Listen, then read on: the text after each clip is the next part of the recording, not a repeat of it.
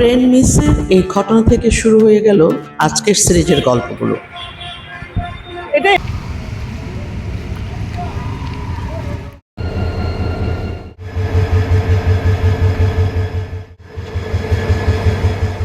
যোদ্ধা করে স্টেশনে আসা। আপনি ট্রেন মিস করছেন। হ্যাঁ, আমি ট্রেন এক্সপ্রেস তো মেঘনা এক্সপ্রেসটা কোন দিকে যায়? ওটা চাঁদপুর যায়। আমরা সকলেই ট্রেনে আসা যাওয়া করি, কিন্তু আমরা কি জানি এই অসাধারণ লাল ইটের দালানটির অক্ষত রেখে নতুন একটি টার্মিনাল ভবন কেন তৈরি করা হয়েছে? কোটি কোটি টাকায় তৈরি হয়েছে নতুন টার্মিনাল ভবন। এখানে আবার পুরাতন টার্মিনালে লোকাল ইঞ্জিনগুলো কিভাবে সেট করা হয় সেটা ছিল আরেকটি অসাধারণ ব্যাপার। এছাড়া রয়েছে এখানে অনেক প্ল্যাটফর্ম। আমরা কি জানি এই প্ল্যাটফর্মের বৈশিষ্ট্যগুলো কি? আজকে থাকছে কিন্তু এই প্ল্যাটফর্মগুলোর গল্প।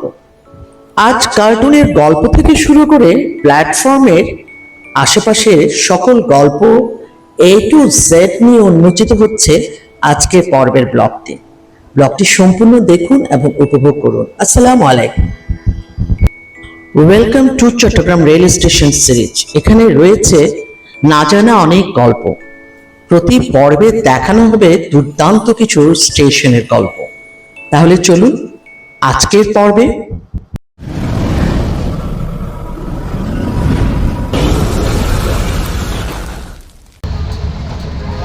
এটা হচ্ছে এটা হচ্ছে পুরাতন রেল স্টেশন, চট্টগ্রাম পুরাতন থেকে দেখা যায়। ভাইয়া আপনাকে অনেক ধন্যবাদ, আপনি অনেক তথ্য দিচ্ছেন। চট্টগ্রাম রেল স্টেশন বটতলী হলো রেল যোগাযোগের মূল কেন্দ্র এবং প্রবেশদ্বার। আমি এন্ট্রি করেছি এখানে। এটি প্রতিষ্ঠিত হয় 1896 সালে। ব্রিটিশ আমলের লাল ইটের তৈরি এক অসাধারণ স্থাপত্য। সরকার বা রেলওয়ে কর্তৃপক্ষ চাইলে এটিকে ভেঙে নতুন একটি স্থাপত্য তৈরি করতে পারত।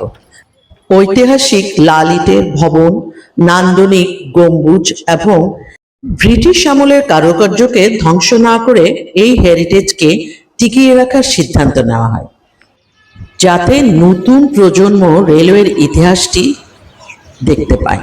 এই হচ্ছে আমাদের চট্টগ্রাম রেলওয়ে স্টেশন। হ্যাঁ,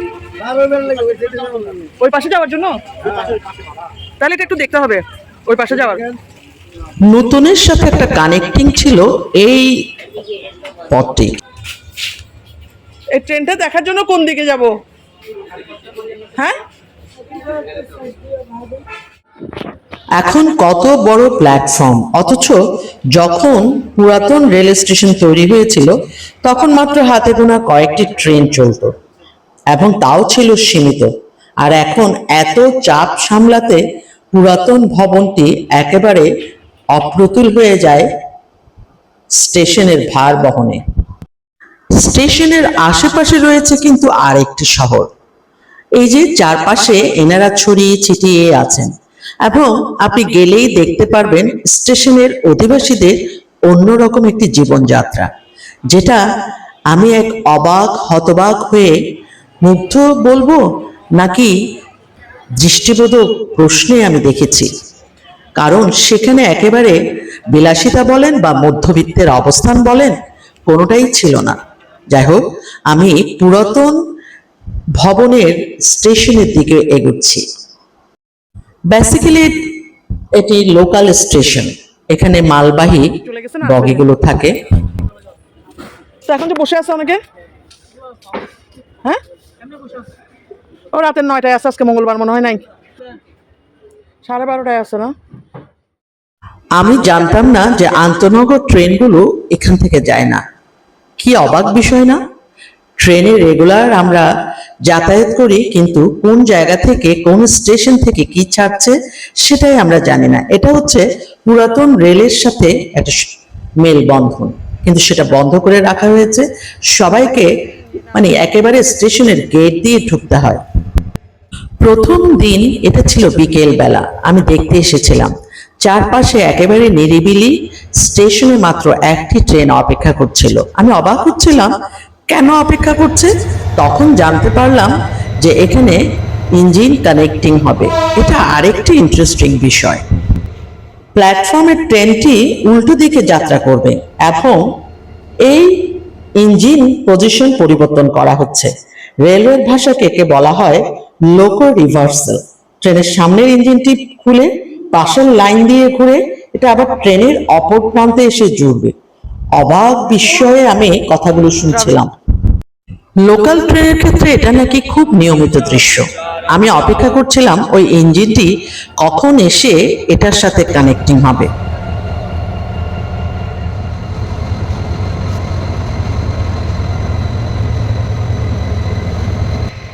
এই মেকানিক্যাল প্রসেসটি সম্পন্ন হতে 20 মিনিট লাগবে।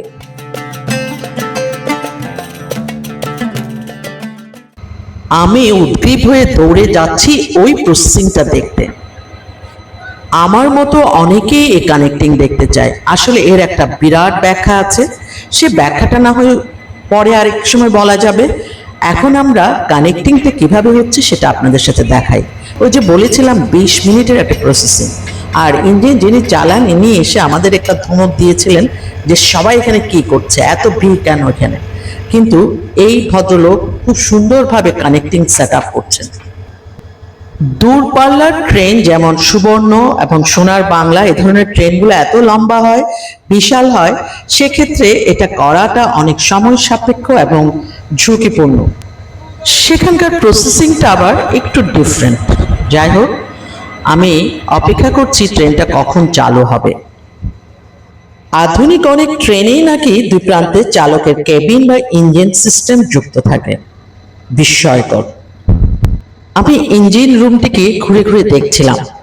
তখন চালক, এখানে যদি দুই দিকে ইঞ্জিন থাকে তাহলে চালক একবার সামনের দিকে উঠে এসে চালায়, পেছনের দিকে উঠে এসে চালায়, মজার ব্যাপার।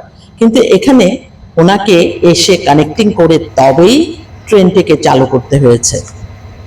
লোকাল ট্রেনের ক্ষেত্রে বগিগুলো কম থাকে বলে লাইনের মাথায় ইঞ্জিন খোলার পর পাশের ফাঁকা লাইন দিয়ে সেটাকে ঘুরিয়ে আনা সহজ হয়। এই পুরাতন টার্মিনাল ভবনটি বেসিক্যালি এই কাজগুলোতেই ইউজ হয়। পাক্কা 2 ঘন্টার মতো ছিলাম আমি অপেক্ষা করছিলাম যে স্টেশনে, তাদেরকে জিজ্ঞাসা করেছি কখন ছাড়বে। সময়ের বাইরে চলে গিয়েছে এবং ইঞ্জিনের হুইসেল দেখা দিয়েছে। সবাই দৌড়ে দৌড়ে আসছে গাড়ি ধরার জন্য।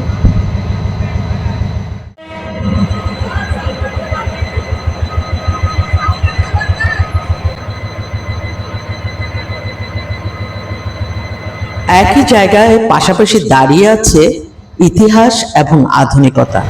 কি অবাক না? এই যে ট্রেনটি ছুটতে শুরু করলো, এই একই স্টেশনে লুকিয়ে আছে 2 যুগের শতবর্ষী গল্প।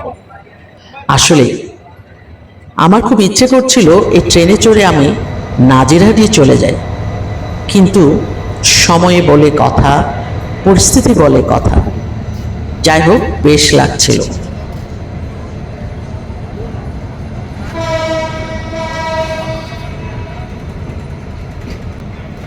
স্টেশনকে পেছনে ফেলে ট্রেনের গতিতে চলে যাওয়া, এটা জীবনেরও একটি গল্প। এই স্টেশনের বিভিন্ন কাউন্টারগুলো বেশ এক প্রকার নিভৃতে নীরবে দাঁড়িয়ে আছে, কারণ এখানে সমাগম হয় কম। এখন সমাগম চলে নতুন টার্মিনালে। এখানে যে প্ল্যাটফর্ম 2টা রয়েছে সেটা হচ্ছে বেসিক্যালি লোকাল ট্রেনের একটি গন্তব্যস্থল। এছাড়া রয়েছে বগি, মালবাহী বগিগুলো। যাই হোক, আমি ফিরছি আজকের মতো। যেহেতু আজকে আর কোনো ট্রেন ওই দিকেও নেই, থাকলো বেশ রাত্রে, তাই আমি একেবারে আজকের জন্য পুরাতনটিকে রেখেই বিদায় নেব। এখানে সামনে রয়েছে অনেকগুলো বাস। দেখুন কি সুন্দর স্থাপত্য। এই জন্য এটাকে নামকরণ করা হয়েছে হেরিটেজ। আমি প্রথমে বুঝতে পারছিলাম না, যেহেতু আমি প্রথমে এদিকেই ঢুকিনি, সেই জন্য আমি বুঝতে পারছিলাম না লাল ইটের দালানটা আসলে কেমন হতে পারে। চা বিক্রেতারা অহরহ ঘুরছে এবং চারপাশে আপনি প্রচুর খাবারের সরঞ্জাম পাবেন, কারণ চারপাশ ঘিরে রয়েছে অন্য এক অধিবাসীদের জগৎ।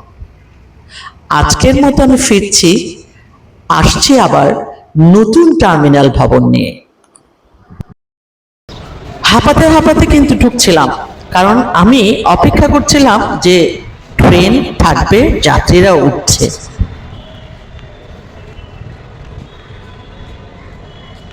5 নম্বর প্ল্যাটফর্মে ট্রেন আসে নাই? ট্রেন আসে নাই? চলে গেছে? কখন? শিট। এত জোরধাপ করে স্টেশনে আসা, কিন্তু স্টেশনে এসে সেই জিনিসটা পাওয়া গেল না, আবার আসতে হবে মনে হয়। মন খুব খারাপ হয়েছিল যে আমি স্টেশনের যে জিনিসটা দেখতে চেয়েছি হলো না। এখানে ফ্যান আছে, যাত্রীদের জন্য ফ্যানের অ্যারেঞ্জমেন্ট করছে অনেক। কক্সবাজার ট্রেন থেকে কয়টায় আসছে? কক্সবাজার থেকে আসলে আমরা বাসে করে আসি। কক্সবাজার থেকে কোনো আমরা টিকিট পাই না। সেই জন্য ওই জায়গা থেকে আসতে হয়। ও মানে কক্সবাজার থেকে আপনি টিকিট পান নাই? না। আচ্ছা, আমি তো অনেক দৌড়ায় এসেও ট্রেনটা যে চলে গেলো তুমি নিতে পারলাম না। আচ্ছা, আপনি ট্রেন মিস করছেন। হ্যাঁ, আমি ট্রেন মিস করি না, শর্টটা মিস করছি। আচ্ছা আচ্ছা। ঠিক আছে ভাইয়া, থ্যাংক ইউ।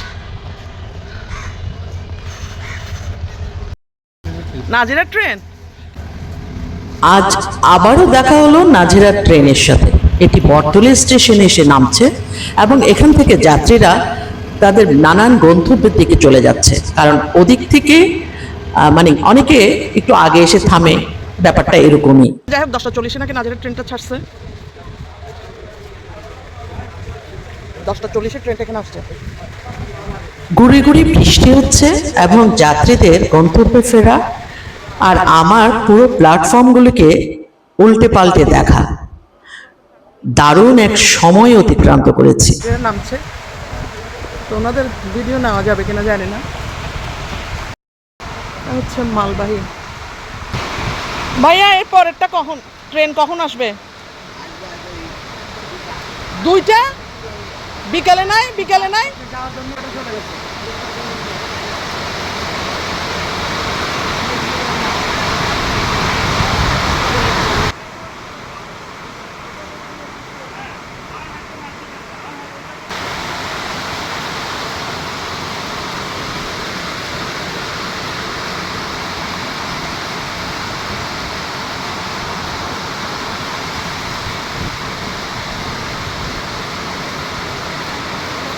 আপু আপনারা কোথা থেকে আসছেন? ভার্সিটি? মানে ভার্সিটি না, এটা কি নাজিরাট থেকে আসছে? পথের ভার্সিটিতে আসছে?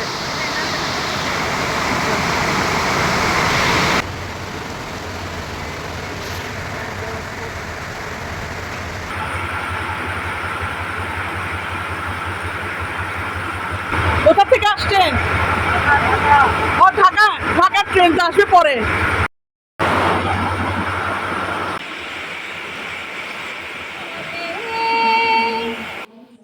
কবিতার বই সব খুলেছি, হিমেল হাওয়ায় মন ভিজেছে, জানালার পাশে চাপা মাধবী, বাগান বিলাসী হেনা দুলেছে।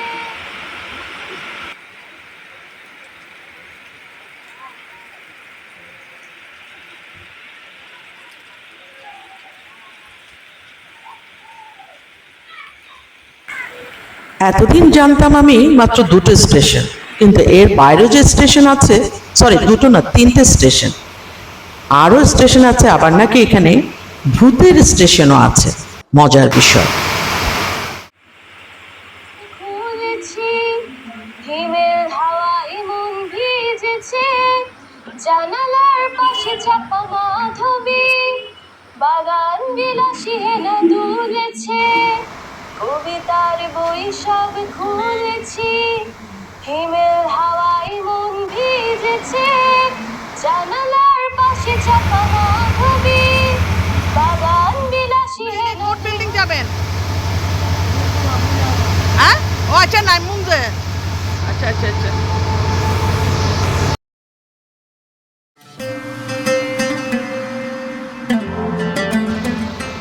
আমি যে প্ল্যাটফর্মে দাঁড়িয়ে আছি সেটা হচ্ছে 4 ও 5 নং প্ল্যাটফর্ম। এটা আমি একটু পরেই জানলাম। চলুন শুনে আসি। প্ল্যাটফর্মের হিসাবটা একটু বলেন ভাইয়া। প্ল্যাটফর্ম হচ্ছে আপনার প্রথমটা হচ্ছে 1-2। 1-2 হচ্ছে যে পুরাতনটা না? হ্যাঁ হ্যাঁ, পুরো পুরাতনটা ওই পাশে। ওই পাশে কতদিন যেটা, হ্যাঁ এটা হচ্ছে 2-3। 2-3-এ বেসিক্যালি কি কোন ইয়েটা নামে? 2-3-এ বেসিক্যালি থাকে আপনার কর্ণফুলী, তারপর হচ্ছে ঢাকা মেল, আবার হচ্ছে আপনার নাসিরাবাদ, এই তিনটা থাকে। নাসিরাবাদ এটা কোথায় যায়? এটা ময়মনসিংহ যায়, ময়মনসিংহ। ও সরি ভুলে গেছে, নাসিরাবাদ ময়মনসিংহ যায়।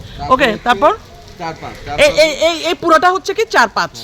এই 4-5-এ কি আসে? 4-5-এ থাকে আপনার মেঘনা, তারপর হচ্ছে কক্সবাজার এক্সপ্রেস, পর্যটক এক্সপ্রেস।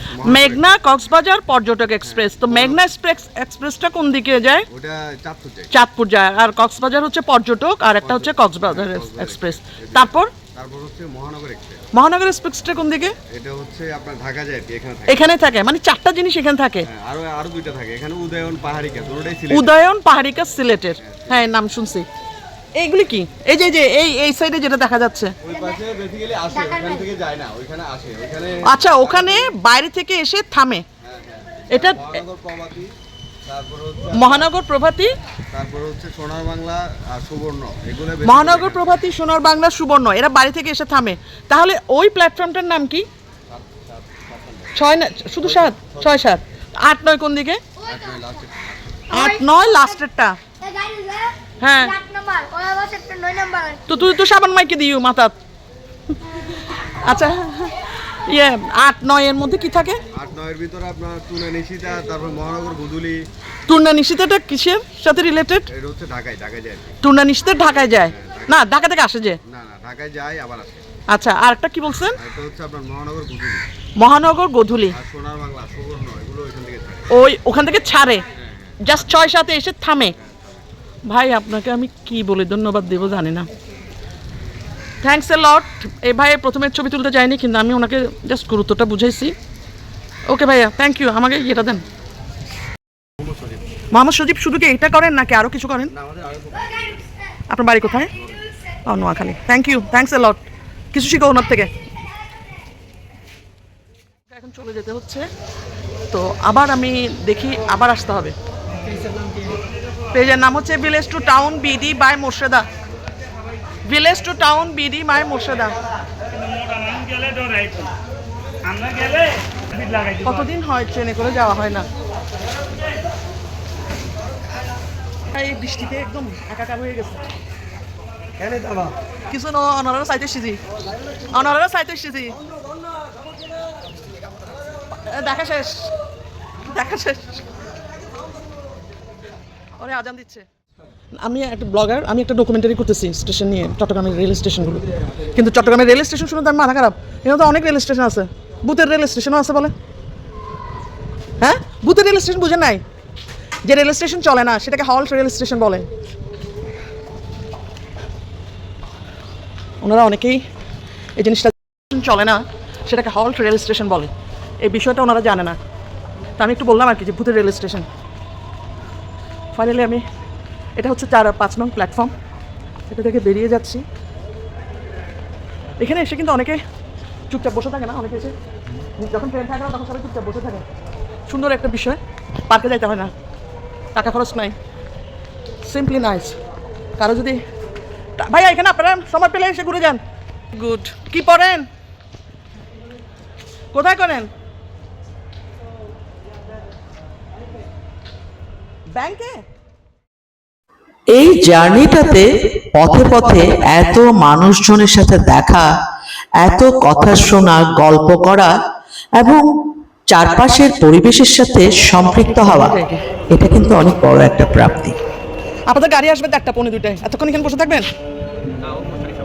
এখানে খাওয়া দাওয়ার অ্যারেঞ্জমেন্ট নেই? মানে কোনো রেস্টুরেন্ট নেই? Thank you.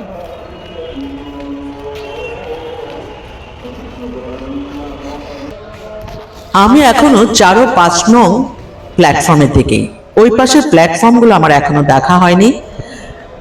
আজান দিয়ে দিচ্ছে দুপুরবেলা, যেহেতু আমার কিছু তাড়া আছে, আমি দৌড়াচ্ছি সে প্ল্যাটফর্মগুলো দেখতে।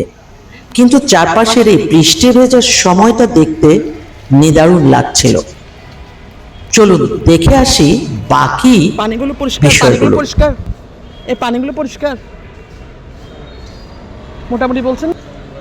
ও উজু করার জন্য। এখানে মসজিদটা কোন দিকে ভাইয়া? পাশে? ও আচ্ছা, এদিকে না? আচ্ছা, এখানে মসজিদ। আমি এন্ট্রি করছে এখানে। মসজিদটা হচ্ছে এটা।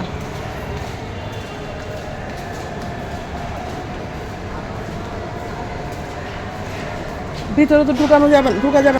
খুঁজে পাচ্ছিলাম না আমি অন্য প্ল্যাটফর্মগুলো কোথায়। তখন একজন জানালেন, তখন আমি এই গেট দিয়ে এন্ট্রি করলাম এবং আমাকে সাহায্য করলো ওই পিচ্চিগুলো। এটা হচ্ছে 8-9 প্ল্যাটফর্মে বেসিক্যালি ওই যে কক্সবাজারেরটা আসছে, আর এই পাশে যেটা আসছে সেটা এখানে আবার 9 নং ট্রেন প্ল্যাটফর্মটা এটা এখানে বলছে। এটা কত নাম্বার প্ল্যাটফর্ম এটা? হ্যাঁ, এটা আউটলাইন। তো বাকিগুলো কই? 6-7 কই? 6-7 ওটা তো 6-7 না, ওটা তো 5। ও 6-7 আপনাদেরকে তো আমি হিসাবটা বলেই দিয়েছি, যেহেতু এটা হচ্ছে 8-9।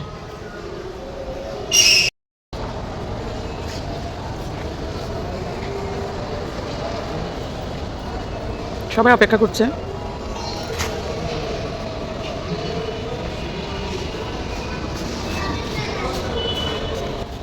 যাত্রীদের আসা শুরু হয়ে গেছে। আবার যাচ্ছেন।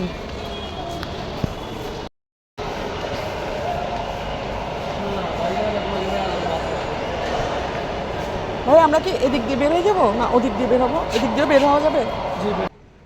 এখানে টিকিট কাউন্টার এবং ডিসপ্লেতে আপনার কোন ট্রেন কখন ছাড়বে সেটার একটা শিডিউল দেওয়া আছে। এখানে কিন্তু আপনার প্রত্যেক প্ল্যাটফর্মের নিয়ম অনুযায়ী ছাড়া হয় না, ওনাদের একটা সিস্টেম থাকে, সেই সিস্টেম এটা জানিয়ে দেওয়া হয়, সেই জন্য সবসময় এটাতে নজর রাখতে হয়।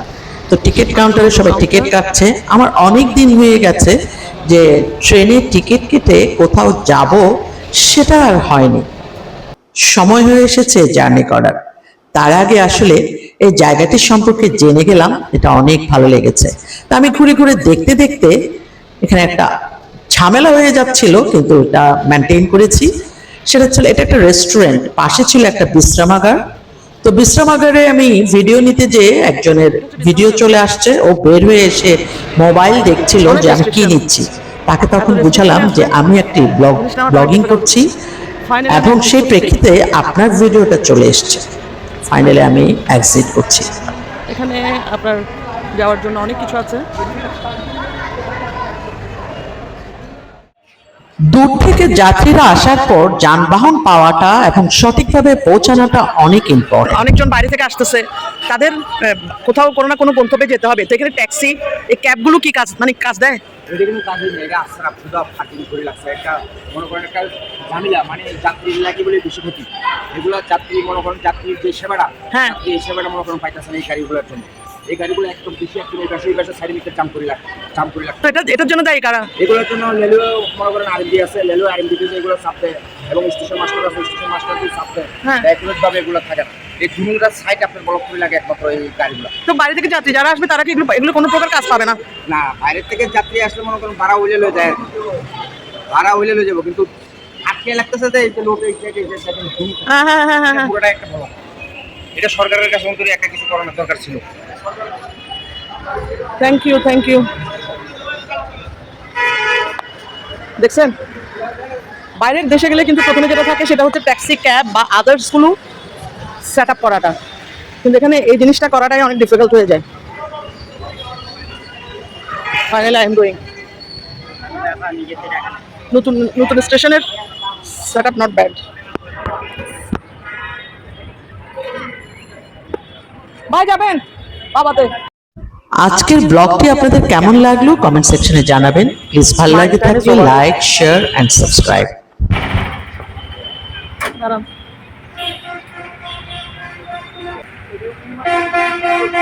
ও New Market Station Road, I am sorry, এটা আমি ভুলে গেছি। New Market Station road.